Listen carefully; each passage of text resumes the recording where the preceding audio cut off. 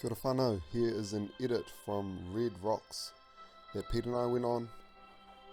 It was strong northerlies, so the viz was okay, but it was definitely a shore dive type day. It was meant to kick up. First thing I do is load my gun straight away when I get in the water, just so I'm live, because you never know what could happen. It was promising signs in very shallow water, seeing this big school of Moki, but it was a bit hazy, so I was a bit worried about that. But once we kicked out a little bit further, definitely cleaned up with about 7 meters viz, which is more than enough at Red Rocks. So we thought we'd just have a look, cruise around, not really target anything, but pretty quickly Pete came across a Cray, and so I jumped in to record that.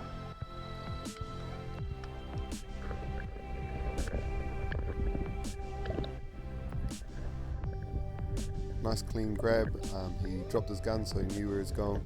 Nice long breathe up because you don't need to rush it. It was early on in the dive, so it was a really good start.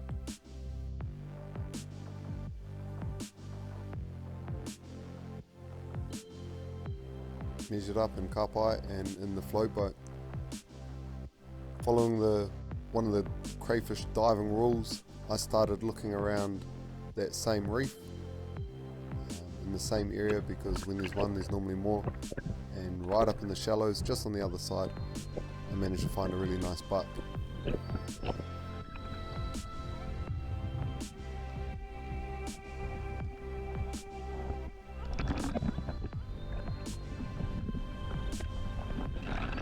Just went hard at it, nice clean grab, and then in the next clip you can see how shallow it actually is. So it's about 1 meter deep. So that just goes to show you that you need to look for crayfish if you're targeting crayfish. You don't need to look deep, you don't need to look in crazy spots. Normally I'd swim straight past this little piece of structural reef, but since Pete had found one, might as well keep looking, and there was a result.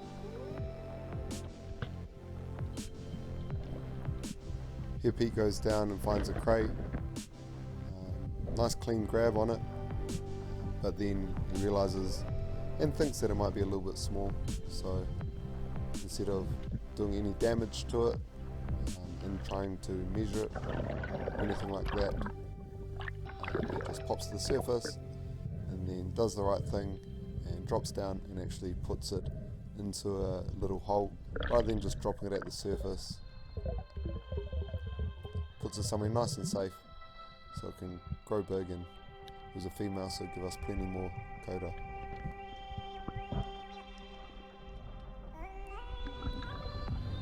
Here I've gun dropped because I saw a crayfish in a crack. It was a long skinny crack, so I tried to come underneath it and slide my hand up, but completely got boosted.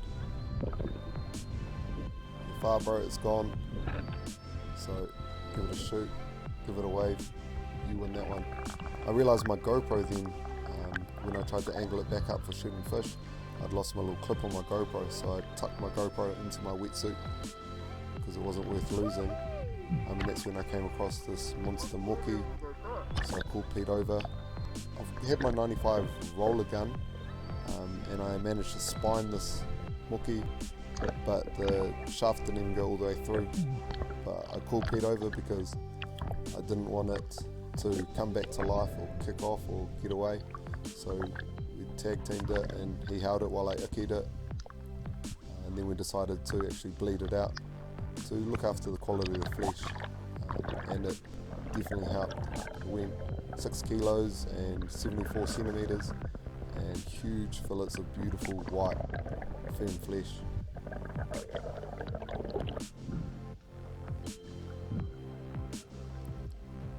Pete, later in the dive, had found a Cray, so he is just going to have a look at it. Remember, you don't need to rush it when you come across a crayfish. They're not going anywhere.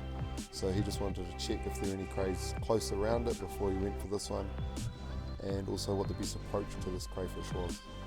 So just sussed it out, and then it made his grab nice and easy. So after a long breathe up, he just pops down, understands how to approach it, how to attack it, and gets a nice clean grab, no dramas. Because he found this cray, I started looking around the same reef, and just on the other side spotted a cray. So dropped down and had a go at it.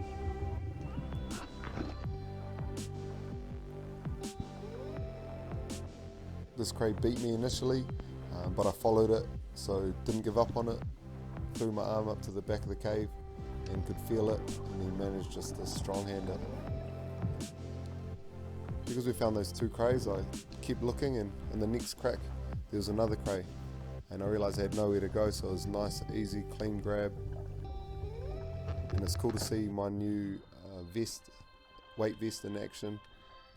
Nice and visible, just like why we've got our snorkels, so we see each other a lot easier, and it makes duck diving a whole lot easier, so I'm loving it.